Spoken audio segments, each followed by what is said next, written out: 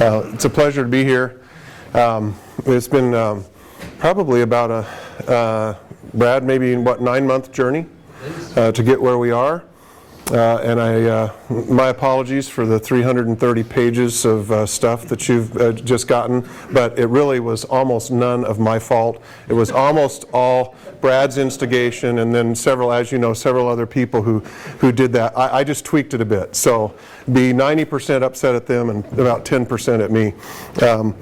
So the purpose of today is really several things. One, the whole base hospital team except Josh Gaither, who's the associate base hospital medical director at the U, are all here. So hopefully we can get to meet as many of you as possible. So one thing is just for us to start putting names with faces and get a feel for a good part of the department. And then we're also going to kind of do a deep dive on both minimally interrupted cardiac resuscitation and the differences between that and ACLS, which are big and profound. But for you, because of the level you guys are practicing at and because it's a significant change, I wanted to make sure you understood the science behind it. It really is a remarkable history, as you'll see, of how we got to where we are now. And then with traumatic brain injury, the same thing. There are those of us in the room that trained long enough that we were trained to do it wrong on traumatic brain injury. We had meticulous QI programs to make sure that we checked off all the boxes to kill the patient with traumatic brain injury, and you'll see the science that has literally changed all of that. So I want to just briefly start at the 100,000 foot level. The reality is that those of you who are young are coming into EMS at a time where you actually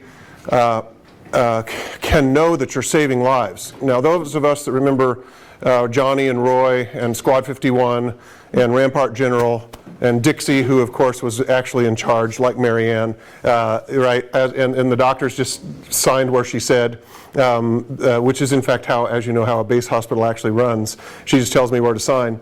Those of us who remember that, what happened was, of course, they got 15 calls per shift, and in every single call they saved somebody's life by giving them bicarb, right? And lidocaine. And so once the medics got there, they could give them these incredibly powerful drugs and could save dead people with bicarb.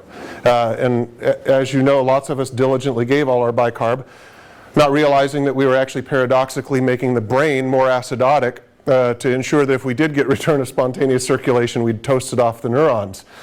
So there's this whole history of, for a long period of time, we didn't know whether what we were doing really made any difference, which led Mike Callahan, who's the editor-in-chief of Annals of Emergency Medicine, by far and away the most prestigious of the emergency medicine scientific journals, for Mike to write an editorial about 17, 18, 19 years ago, where he said the reality is EMS, if you just drive it with the science, all EMS should be is getting a defibrillator to the patient, and everybody else you should give a taxi voucher.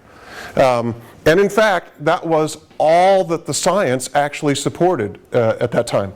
But things have dramatically changed, as you'll see, so that there are some settings, and there's still huge gaps in our knowledge, but there's actually some settings where we can make enormous differences. So the Ontario Prehospital Advanced Life Support Project was a project that I got because of my history of EMS research. There's some phenomenal researchers up in Ontario, Canada, but they had never done EMS research. And what happened behind this was the Ministry of Health didn't want to pay for advanced life support because they were looking at the same literature that Mike Callahan was looking, and those of us who didn't believe in we weren't zealots, didn't believe in the EMS religion, we actually wanted EMS to actually make a difference if we were going to do it, and so we were doing research checking on that. I became they looked for an EMS researcher in Canada, couldn't find one, so they came to us at U of A, and so I was a part of this, the OPAL study for about 15 years. Spent a lot of time up there. And the Ministry of Health, literally, the reason why they funded the study was because they believed that advanced life support was going to make no difference, and so they wanted to study it and show that, so then they didn't have to pay for it. Now, the unions and the medical directors and the fire services, they all got into the study because they already knew that paramedics save lives every day, and they just wanted to get their paramedics paid for, and the only way to get paramedics was to be a part of the study. So everybody was in, and everybody was happy. They got their paramedics, and they knew that the Ministry of Health was completely stupid, that it didn't matter what the research showed, that once they got paramedics, there would be outrage at all the communities if they ever took the paramedics away. So they were in. And they knew that the Ministry of Health was stuck, and they had almost no interest in finding out whether advanced life support made a difference, because they already knew that it saves a whole bunch of lives. They watched Johnny and Roy also. They watched emergency. So what happened was we looked at 4 populations and looked at going from a basic life support system with BLS defibrillator system to a full advanced life support paramedic system, and we looked at these were our tracer evaluations to look at whether or not adding advanced life support to a system to an already mature BLS system made any difference. And I already told you this story. This was us, the research geeks. We did it because we honestly wanted to know, does it make any difference? And just so you know, I won't get into it. But what is really dramatic is the number of lives that were saved. Imagine this. In respiratory distress in 8,000 patients, do you know how many patients got intubated in the after group? 1. And yet, the percentage of patients who got intubated in the emergency department dropped by 50%. Because of probably albuterol, Lasix, and morphine. And what was really cool about the OPAL study was everybody's concerned, oh my goodness, are we giving albuterol to somebody with CHF and pulmonary edema? Well, the reality is they probably have pretty profound bronchospasm also, so albuterol probably helps them. So the bottom line is when you threw the bundle of ALS drugs at patients in respiratory distress, this is amazing, think about it, a 14% reduction, a 40% reduction in mortality from respiratory distress. Really, absolutely remarkable.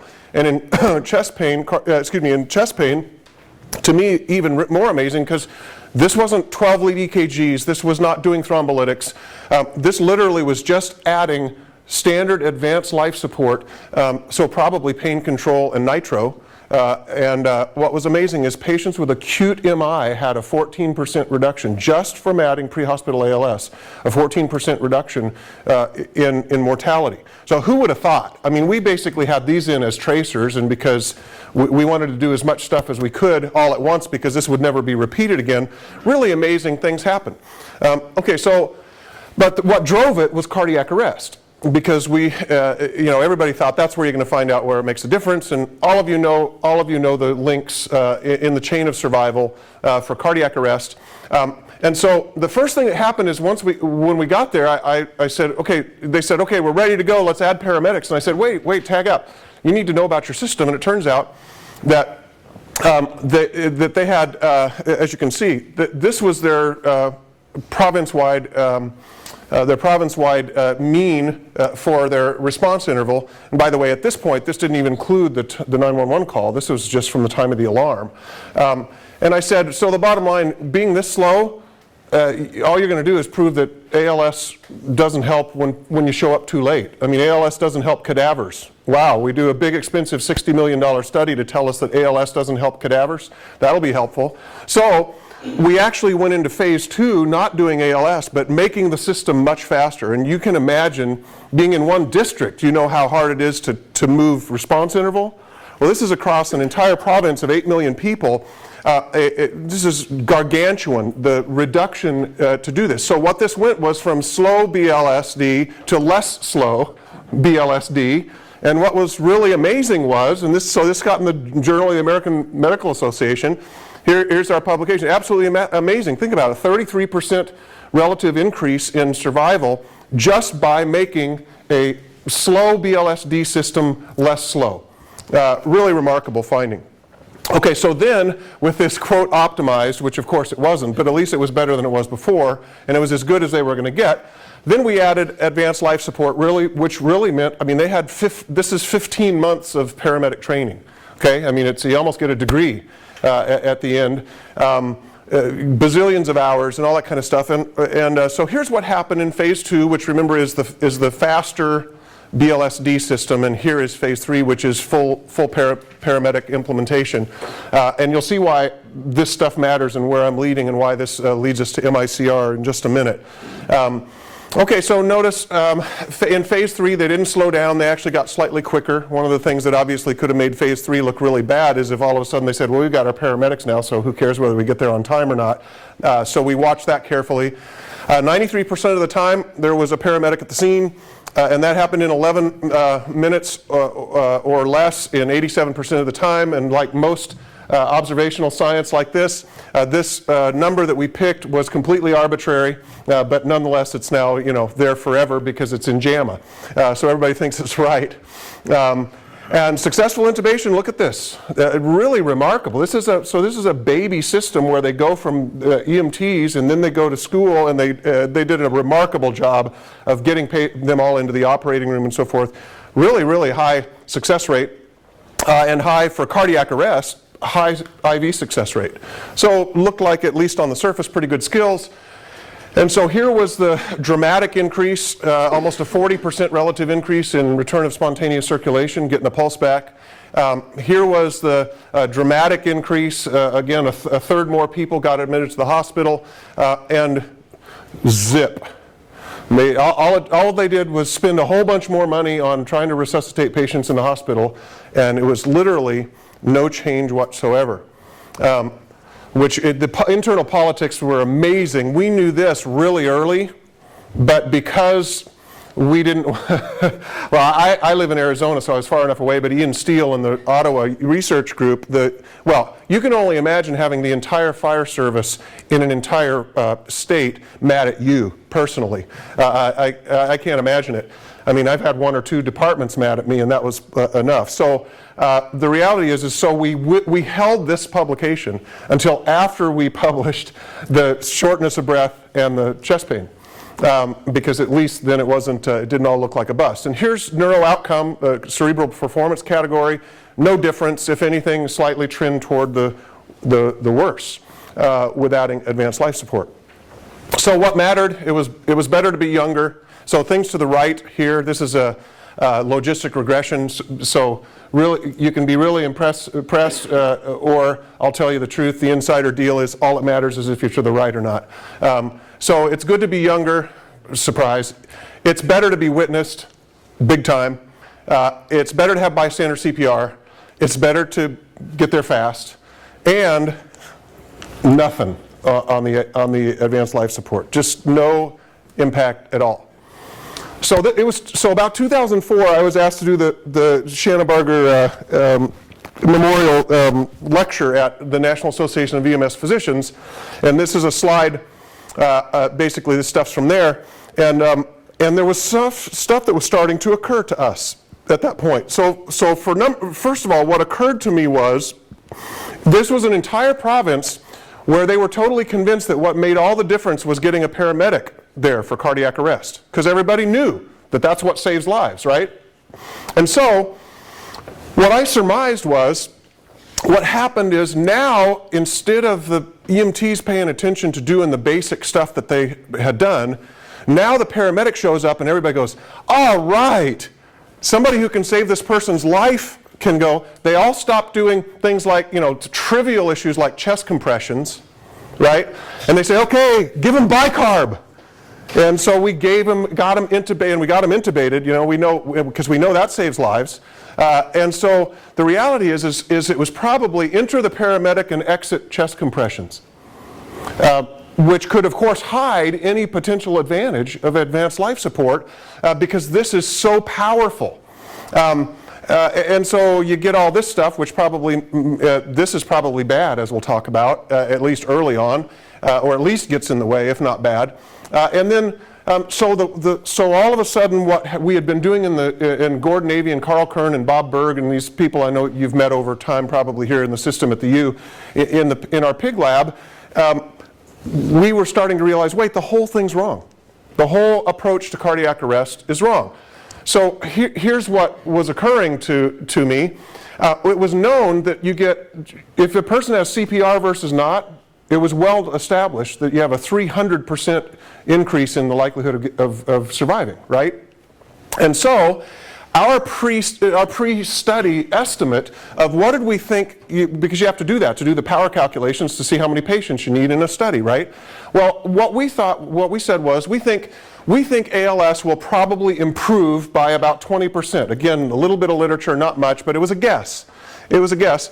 But in our wildest dreams, none of us thought it would improve it by 50% or 100%. But notice this. Let's say that advanced life support actually doubles, if done perfectly and not getting in the way of anything. Let's say it doubles survival. The reality is if you remove something that you already know triples survival, and you replace it with something that doubles survival, guess what happens? You do worse. Okay, so the question was the study within the study, which you can't do because it wasn't randomized. It was just a before-after trial. We couldn't answer that question, but this was what was really dogging me at that time, saying maybe all we proved was that if you replace CPR with paramedics, CPR wins.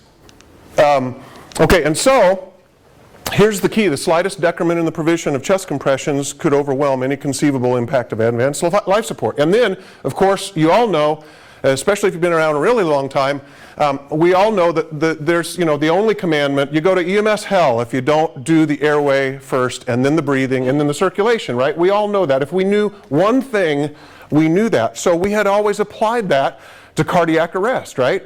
The A followed by the B followed by the C.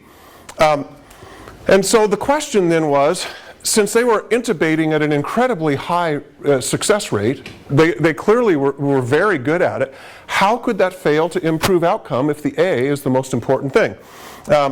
And so, of course, we knew this in pigs already. Now we were starting to say, you know what? Probably anything, no matter what it is, even an ET tube, successfully, quickly placed, that gets in the way of chest compressions, will probably always lose. And so that's when we started coming out with in sudden cardiac death, drop dead like that. This isn't drowning, obviously. This is not a person who has a COPD thing and then they finally get so hypoxemic they arrest. This is the person who drops dead. It's probably the CABs. Okay, and so a bunch of stuff was happening in Arizona at that time.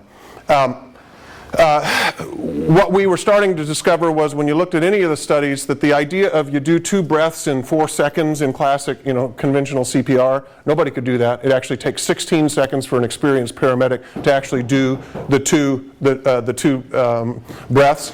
And the studies from the animal lab, I'll show you a bit of that in just a minute, that shows that interrupting chest compressions is really bad. And then something I'll talk about here, which is really true in traumatic brain injury and is also true in cardiac arrest, is it turns out that doing positive pressure ventilation is probably really bad in patients who have no or low blood pressure. It increases intrathoracic pressure, right? Of course, you're blowing air into the chest. So what happens to the venous return to the heart, which, as you know, if you don't get the venous return to the heart, chest compressions don't do anything because there's nothing to pump out. So when you put positive pressure into the chest, you're decreasing venous return.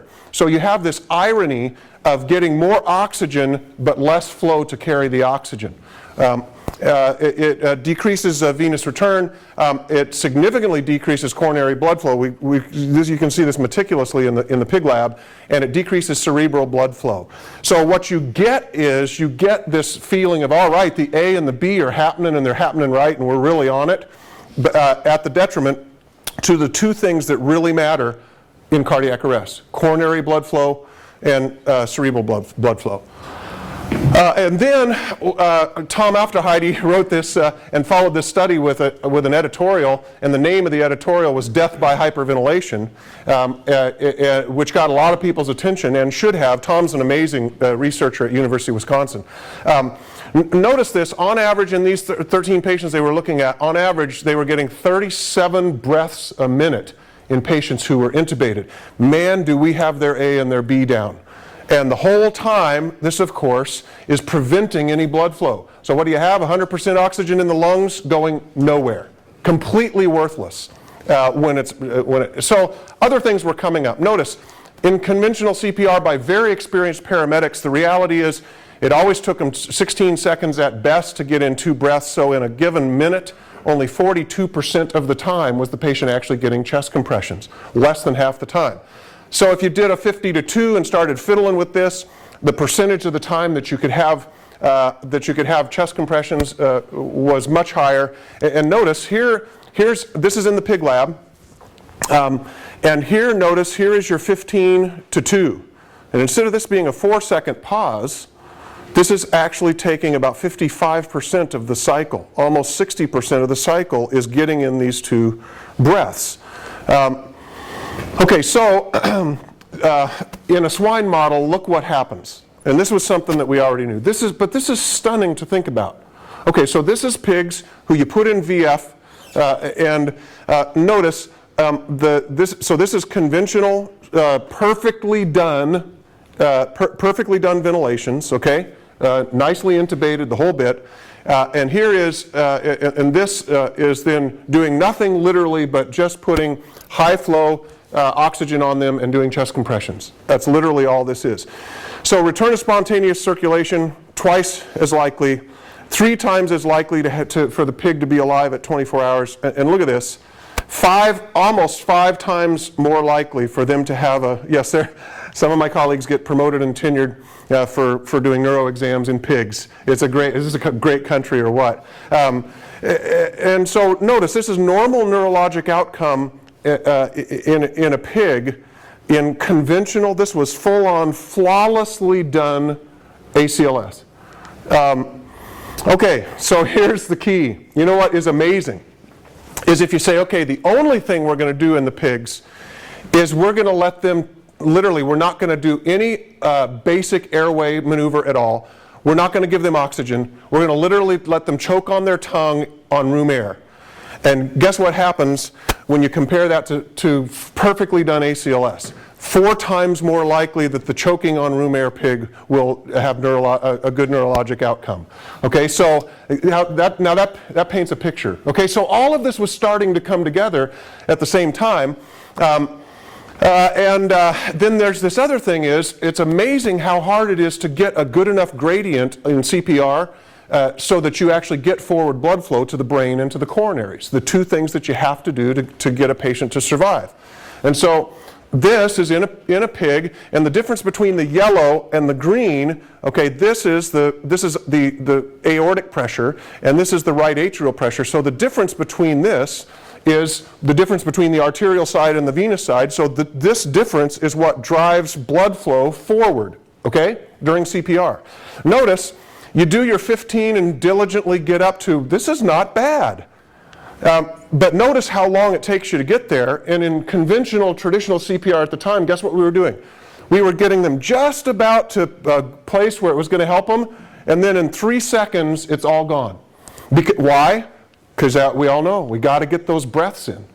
And so, with all this coming together, here, let me just show you this. What happens in compression-only CPR, and you can show this all the time in pigs, is you get circulation that really matters, really makes a difference, actually saves their brain and helps them survive.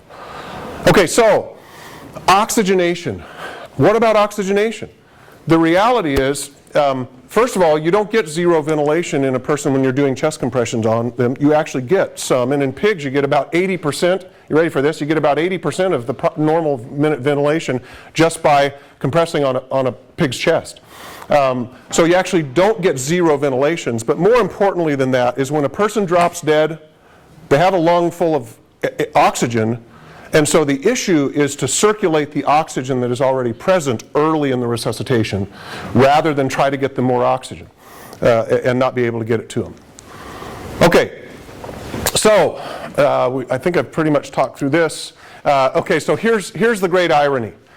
Whatever improves ventilation worsens coronary perfusion pressure, right? So for instance, notice, and an endotracheal tube is better at giving positive pressure ventilation to the chest than a bag valve mask, right? With a bag valve mask, you got stuff in the way. Every once in a while it obstructs. The OPA doesn't work all that well. Okay, so you ready for the irony? So this is better than this in cardiac arrest because this is too good at causing positive pressure. And passive oxygen insufflation is better than bag valve mask because passive oxygen insufflation, just meaning high flow O2 or blow-by, this gives you no positive pressure ventilation at all. So it allows you to have full venous return and therefore full forward flow in CPR. Now, there were the other things that we should have, I'm sure there's enough of you experienced in here that you have had the experience that you show up early enough in a resuscitation that the person is unconscious and somebody starts doing good CPR and the person actually tries to like grab the hands, and if they do that effectively then they kind of go flaccid again and then they kind of do this again. And notice this, we should have known, think of this is from 20 years ago in Seattle, a bystander. Why is it every time I press on his chest he opens his eyes and every time I stop to breathe for him he goes back to sleep? Well, duh.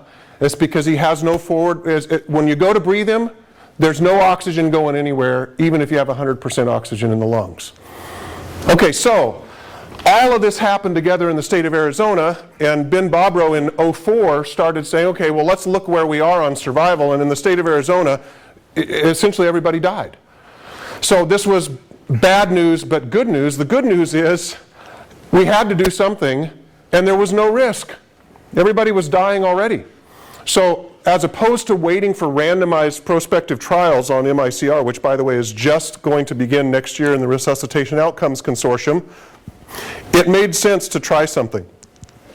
And so here, notice, except for, as you know, there's something in the air in Seattle. Sometime if we have time we'll talk about that. It's all explainable in Seattle. They just do it different and do it better.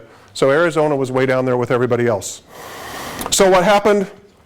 A huge partnership with the state, with the university and EMS agencies all over the state.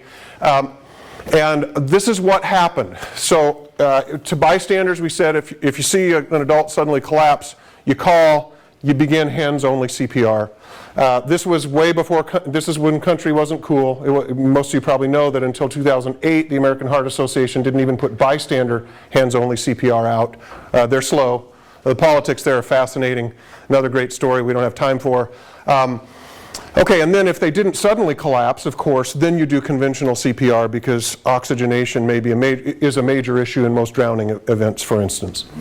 Okay, so as you know, there's big, huge blowout all over the state. Lots of important people, stuff all over everywhere, and this is what we published just last year. We did this backward, we did the other stuff first, but in compression, this is hands-only CPR by bystanders in the state of Arizona. Notice three things happened very significantly in the state of Arizona. First of all, we went from a CPR rate by bystanders of 28% to almost 40%.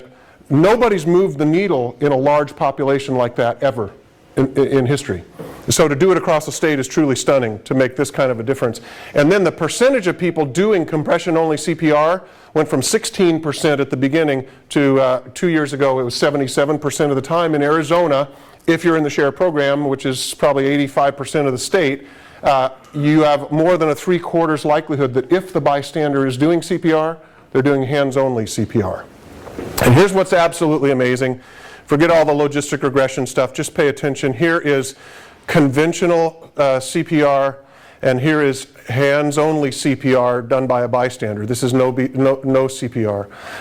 Just absolutely amazing. 60% higher likelihood if the bystander does compression-only CPR rather than conventional CPR of surviving a witness VF. Okay, so that gets us to minimally interrupted cardiac resuscitation, which you already have in your 330 pages, which I'm sure you've all got read by now and memorized. So based upon this, a new protocol came out. And so here were the key. It removes ventilations entirely early in the resuscitation, and we'll talk through the details of this. Nothing should interrupt chest compression. So this is, let me just give you a snapshot from our environment. I'll never forget, I think it was I was a brand new attending at the university 25 or 26 years ago.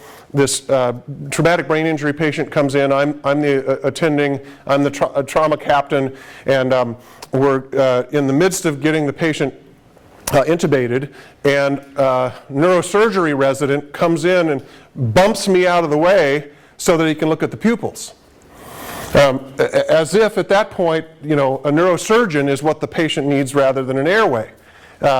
And so this is the, how many, are there any non-ALS people in the room right now?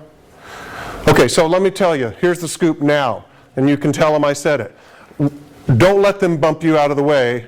They're like the neurosurgeon. Right now they're irrelevant because chest compressions are way more important than anything a paramedic can do. Way more important than any intubation, way more important than the lidocaine or amiodarone or whatever we're going to get. It is so powerful, it's absolutely remarkable. It's so powerful that even in the hands of an untrained bystander, it increases survival. That's how powerful this is. Okay, so single shocks. And after the shock, rather than waiting to see what happens, immediately, just like that, going right back to compressions. And some people are saying, well, you know, I mean, what if it worked? Well, it turns out if it worked, if you successfully defibrillate a person, this is fascinating. If you successfully defibrillate them, it usually takes about 60 seconds for the stunned heart to come back to the sinus rhythm. So for the first 60 seconds, they're sitting there with nothing, even if the defibrillation was successful. Our idea that you take the VF and you shock it, and 2 seconds later you get your first blip, never happens. So the reality is you don't get return of spontaneous circulation for a minimum of 60 seconds. So that's why to go immediately back to doing chest compressions. And if they wake up fast, they will let you know. Trust me, you'll stop. If you get one of the one-shock wonders and they don't want you doing CPR, they'll tell you, that's a great day when the guy says, leave me alone, after he's been dead. Okay, so after the shock, no rhythm check, no pulse check, you just go right back to it. And as you'll see, epinephrine given as long as you can do this, and you have a setting where you have at least 4 people, so you should always be able to do this without interrupting chest compressions at all. Be able to start an IV or an IO and get the epinephrine going. And then, believe it or not, and I'll show you the data on this from Arizona, passive oxygen insufflation until late, not even bag valve mask, just high flow O2 over them. So this is worth me going through once, and I was going to show, I'm going to wait and see how long we take because we're going to need a break and we've got a lot of other stuff to cover. I may show it at the end because it's really instructive. The Mesa Fire team showing the 4-man pit crew thing, which is really, really well done and really helpful. But let me just talk this through in case it hasn't sunk in before.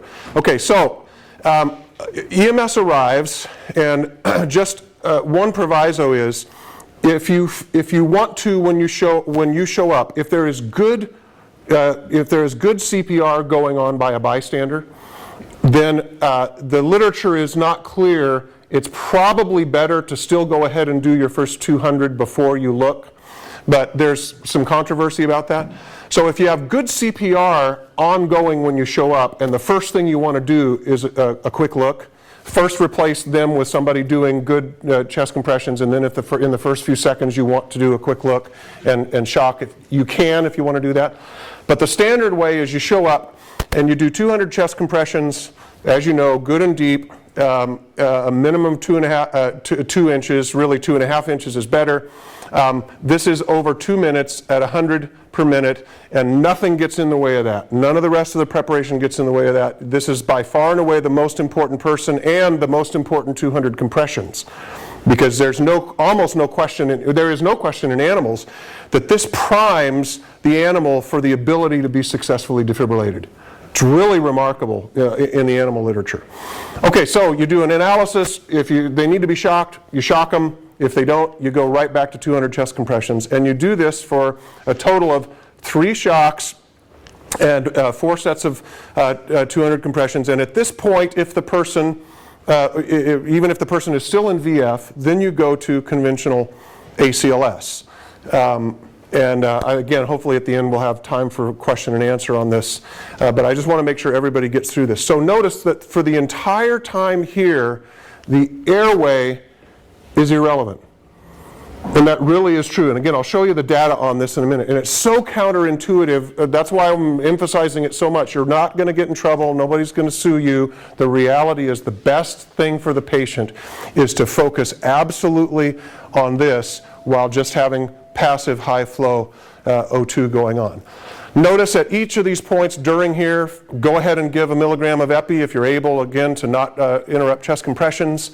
And remember, once you get here, and when you start bag valve mask and you get intubated, you need to absolutely minimize interruptions in chest compressions as much as possible, perhaps only to pass it through the cords when you see it.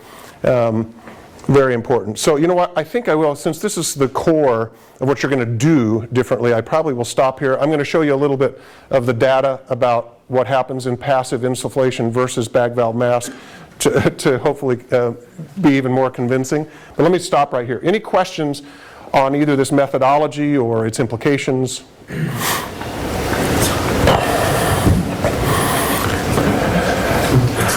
There we could go into standard ACLS after 4 rounds. Say that again? Because after the 4 rounds, we go to standard ACLS. Is there something to show that? Well, yes. Yes. Right now, the best argument for that is this has been the protocol now for 7 years across the state. And as you'll see, this is associated with a tripling of survival compared to conventional ACLS. Okay, so it's not because maybe it should be 3 and maybe it should be 5, and that's been studied and everybody knows and we've come to this. It really literally is based upon the animal literature, where that for the first 6 to 8 minutes, if they were oxygenated well at the beginning of the resuscitation, oxygenation doesn't really become an issue until late in the resuscitation, and it's about at 8 minutes. Honestly, that's where this came from. So this was arbitrary and final, like a lot of things, as you know. But the good news is this protocol is associated with a massive increase in survival. Now, the ROC is going to be doing several variations of a randomized trial across 14 places in the country. Obviously, that can't be done in Arizona. Who among the agencies who've tripled their survival wants to now be randomized to go back to conventional ACLS? You know, nobody. So you can't do this in Arizona now, but there are 14 places in the country that are going to randomize, and we may get answers like that. Maybe 3 is better, maybe 5 is better. But the purpose here does make sense. Probably by this time, oxygenation, no matter what the original cause of the collapse was, probably by here you need to get some oxygen into the patient. But as you would surmise, most of the survivors come out of the group that have successful return of spontaneous circulation here. You get a few here, but not very many. Somebody else had a question here. It's either such good teaching it's all clear, or you're just scared to be that I'm going to think that you're. Yeah, you don't want to raise the hand with the medical director the first time. Okay, so we'll come back to this if we have time at the end. I will leave this with you guys. Everybody should see this video, and in fact, we need to start doing the. I'll show you why. I'll give you my apologetic for why we need to do the scenario-based training over and over again, practice it over and over again. I'll show you the Mesa Fire information in just a minute. Okay, so this is the one where we published this, just utterly remarkable. So this adjusted odds ratio means that when you adjust for everything in the before and the after group, meaning, you know, were they older or not, what percentage were witnessed, what percentage were in all of the various things that would make them more or less likely, literally there's a tripling in the likelihood of survival when you do MICR versus conventional ACLS. The beauty of all of this, of course, was this was driven in partnership with the Department of Health Services.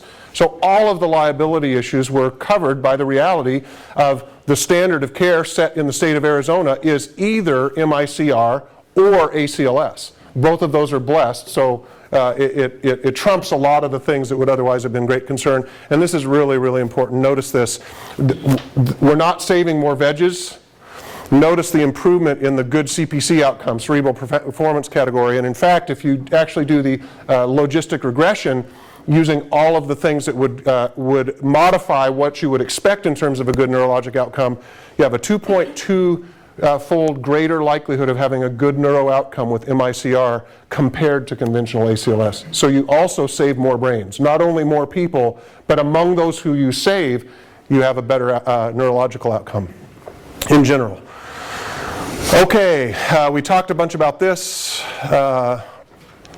Nothing else. Okay, so this is really a key. So notice in the state of Arizona, because there were, at that point, everybody's, if Share had rolled out MICR saying, and by the way, you can't intubate the patient or use BVM for the first 8 minutes, a whole bunch of people, a whole bunch of medical directors and folks would have said no.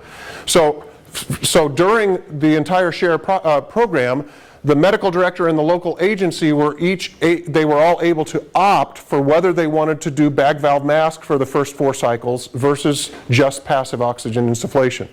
Okay, so this is not a prospective randomized study, so this is not proof, but notice the amazing association between passive oxygen insufflation and good outcome compared in patients with witnessed VF, as you know, the most likely group to survive. This amazing difference between doing bag valve mask versus their survival in patients who you just literally do high flow oxygen mask on them.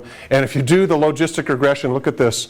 They are nearly 6 times more likely to survive with passive oxygen insufflation than with BVM. And that's one of the reasons why I took the first 15 or 20 minutes to bore you with opals and where this came from and why, and it just makes no sense to not be the A, B, and C's. And the reality is, when you get the A and the B out of the way, you actually save way more patients, and now it makes sense. In retrospect, it makes sense to all of us. Okay, so here, just so you know, we're going to be actually meeting with Brad and your leadership team and so forth to really try to do the entire start to finish, stem to stern, bystander CPR campaign, everything in the Northwest Fire, because I want you guys to at least do as well, if not beat this. This is utterly amazing. Watch this. So here's Mesa Fire and Guardian from Flagstaff. So Mesa is probably 90% of these cases. So I'll talk about it as Mesa Fire, but it really is a joint effort between the two of them. Here's where they started. Just like everybody else, 3% overall survival, and witnessed VF, 7% survival. And it was a whole bunch of stuff, you know, stuttering, getting started, all this kind of stuff. So this is what happened. They began the data reporting, which you guys are already doing now. They began MICR and with the state, the major bystanders, hands-only CPR campaign. They added the intentional pit crew training that I'll leave the video for you to look for MICR. And by the way, there's 2-person pit crew, but I understand it would be really rare to have 2 people working an arrest. Is that right in the system? Yeah. So you probably only care about the 4-person pit crew. And then, as you know, in 2007, some of the medical centers started adding therapeutic hypothermia and 24-hour cath availability and so forth. So cardiac receiving centers started there. And then in 2008, the state EMS Council approved bypass so that you could take a person with return of spontaneous circulation past a local hospital to one that was a designated CRC. And then I'm going to show you some of this, the CPR quality program, the actual real-time audio-visual feedback during CPR is really amazing. They've really knocked it out of the park with this. And then in Mesa, they started a dispatcher-assisted CPR program. And so we're hopefully in a much, much shorter period of time going to hopefully work on all of this and more in the Northwest Fire District when you don't have anything to do. You guys are amazing. I just can't believe it. I thought I was busy till I came out here and saw all the stuff you're doing. Okay, so here's what happened. 450 BLS and paramedic folk were trained on how to do high quality chest compressions. Okay, so that means the issues of like, no, you don't stop for 10 seconds before the shock. You stop for 1.5 seconds before the shock. It's not waiting after the shock for 10 seconds to, oh yeah, let's start compressions back. All these kind of things. Chest wall recoil, and I'll show you the machine that shows you even so that you can know how you're doing on that. Not doing over-ventilation, because for part of this, Mesa Fire actually did bag valve mask rather than passive. and they do the scenario-based training, what I've been talking about, and then they turned on this is Zoll. You guys are Phillips? Physio. Okay, so it's the 15, LifePak 15, is that what you have? Yeah. We are talking with Physio and Phillips, by the way, about helping them do what Zoll has done in the state of Arizona, which is developing real-time audiovisual feedback within. But what's really cool is, notice they came up with this really simple thing. It tells you, there's a very, very thin accelerometer on the chest where the person's doing compressions. So it tells you the depth of the compressions. It tells you the rate at which you're compressing. Notice this has turned red, and the ladies, because they finally realized, at first they were nervous about having people in the room while the lady is saying, hey, you're going too slow. Come on, buddy, speed it up. But they finally realized that the audio-visual feedback combined is so powerful that the woman in the box is saying, speed up in this. This is the last, since the last analysis. So you've got right there, you got one person who, while everybody else is forgetting about the time, this person is going to know when the 2 minutes, and the lady's going to say when it's 2 minutes since the last analysis. All of this feedback happening. And this is a really cool thing they came up with. This takes everything, including the recoil, meaning how quickly you come up, right? The quicker you come up, the better. It may be actually much more important than how quickly you go down, probably is. Well, what is cool is when you're doing everything right and you get the rate up right and you get the depth above at least 2 and you get a little extra credit for getting to 2.5, this actually fills up completely into a white diamond. So you get all of this feedback occurring on a person who has nothing else to do except look at this, and let me show you why this is worthwhile, paying this much attention to it, because we don't have this yet, but I'm hoping we will. Okay, so notice here, chest compression depth. This was before they turned on the audiovisual feedback. So this is when they just started the program and they actually had the data, but they hadn't turned on the audiovisual feedback. So they made it into the green zone. Notice, interestingly enough, bystanders do CPR too slowly if they don't have a metronome. And EMS providers almost always do it too fast, interestingly enough. And that's been seen in a lot of places. But notice, so you come into from before, you turn on the audiovisual feedback, you literally almost right at 100. So notice the length of pause in chest compressions before the shock dramatically decreased with the audiovisual feedback. And look at this. So this is the post-shock pause of getting started again after the shock. Dramatic decreases. And then here's the chest compression fraction, the percentage of time that you're doing chest compressions as opposed to not. And 80% right now is the AHA's target on this. And I want you to look at this number, which now for 18 months, folks, this is holding up. Look at this. In witness VF, they started at 7%. By 09, they were at 31. And for the last 18 months, literally 6 out of 10 people who have witness VF in the city of Mesa that drop dead like that, 6 out of 10 of them walk out of the hospital alive. 60%. Who would have ever thought? So this goes back to it was really pitiful for all those years. We thought we were saving all these lives, and really all we were doing was going through the motions and giving them stuff that didn't matter and doing it wrong. What is utterly amazing is if you are absolutely relentless, you can have your own. The Northwest Fire District is big enough. It'll be big enough to start having your own survivor ball, which I suspect would be fun to show, to have your board and the rest of the community show up to see the people who were dead, who now show up in a tux and give their talks. It's really, really a remarkable thing. So that's what I'm hoping. That's what I'm hoping we can do in the Northwest Fire District. Okay, so this is just a work in progress. So across the state of Arizona, notice everything's headed in the right direction when you just pay attention. And again, remember, this is starting with a population of people who were almost universally all dead when all was said and done.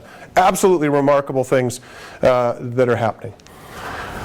So, I know that was like drinking out of a fire hose. Let's take a couple of minutes and then we'll take a break and we'll come back to traumatic brain injury. But at this point, any other questions? Because you're the ones in the room that are actually going to be saying, okay, here's the scoop. We're actually just going to put a mask on this person. I can't believe it. Yes? Going back to the physio we use, actually we had a couple of their engineers show up about a month ago. Yep. They are actually developing the feedback tool? Yes. Okay. Almost done, according to them. One thing that I would, well, first let me have you make your comments and ask your questions, and I've got an idea. And then my second thought is, have there been any studies with the auto compression units, if you will, compared to the human element? 'Cause Yes. basically what you're showing here is all human. Yes, there have been a bunch, and the reality is there's nothing convincing. What is convincing is that if you use them, you get more reliable quality indicators. That has definitely been shown. But there's still, in the literature, not been any association between that and improved outcomes. Now you can say that's simply because they haven't been big enough, the studies haven't been big enough, and so forth. So there are mixed concepts about that. Everybody knows that no matter how good a shape you're in, after about 90 seconds, everyone deteriorates in there. It doesn't matter how good a shape you're in. At 90 seconds, everybody starts tailing off. So if you get to 3 minutes because you forgot to change, we're probably giving not nearly as good a CPR. So there are arguments for it, but it's still not from the literature, other than it looks like you pretty reliably improve quality. By the way, the other thing that's important to know is if you're going to transport doing CPR, which there will be some patients that you transport doing CPR, one argument for it certainly in that setting are the safety issues, because you can at least reduce the number, if not completely take away the number of people who are out of seat belts, potentially. So I think there's a distinct argument for there, but the reality is, as you know, we've already moved toward helping you be able to do less hot transports with patients who essentially have no chance of surviving. So I think I think it is, if almost everybody's going to continue to do some transports with patients having CPR. So one pretty strong argument on that is, as we know, or maybe you don't know, almost 300 people a year on the average die in EMS, fire, and police lights and sirens response. So it's not innocuous at all.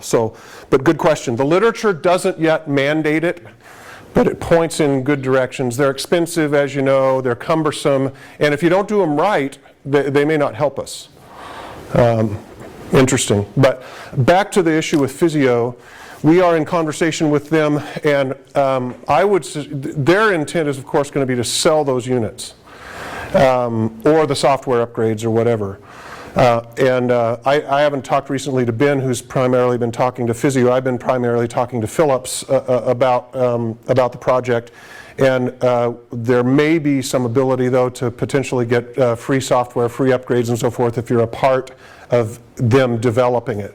So we're working on that, and we'll ask those questions, since I didn't know you were Physio till today, or at least it didn't sink in. Anything else? Any other questions or comments? Yes. From my understanding, we're only supposed to do this for cardiac arrest codes. What about like trauma codes? And why don't we do this? Well, the big answer, if somebody arrests from trauma, they all die. The other, so the reality is in the setting of trauma, all bets are off. And to go to something like this, which has clearly been developed for a person who has sudden death like that, who doesn't have zero blood volume, or who doesn't have such a massive brain injury that it doesn't matter what you do, nothing's going to save them. It just doesn't make sense in a population like that to say, oh, why don't we try MICR in traumatic codes? Because the reality is nobody survives a traumatic code. The only survivors from traumatic codes happen very close to trauma centers, from usually not gunshot wounds, usually stab wounds to the heart, where they lose their blood pressure. But you get in and you can crack the chest, and very quickly you have a discrete, rather than a blown hole open in the thing, you've got a very discrete laceration, and you stick a big catheter in there, tie it off real fast, you fill them back up with blood and fluids, and sometimes you can do that in 10 minutes and get them back. But except for that setting, essentially no traumatic codes survive. But good question. So, and let me just re-emphasize again, if it's not sudden death, if this is the asthma patient who arrests, or the COPD patient who arrests, or the drowning victim and so forth, that's not what MICR is for. MICR is for patients over the age of 8, actually, I think we might have put 10, but patients over the age of 8 that drop dead like that. That's what this is for. Okay, why don't we take a 5-minute break and we'll come back for traumatic brain injury.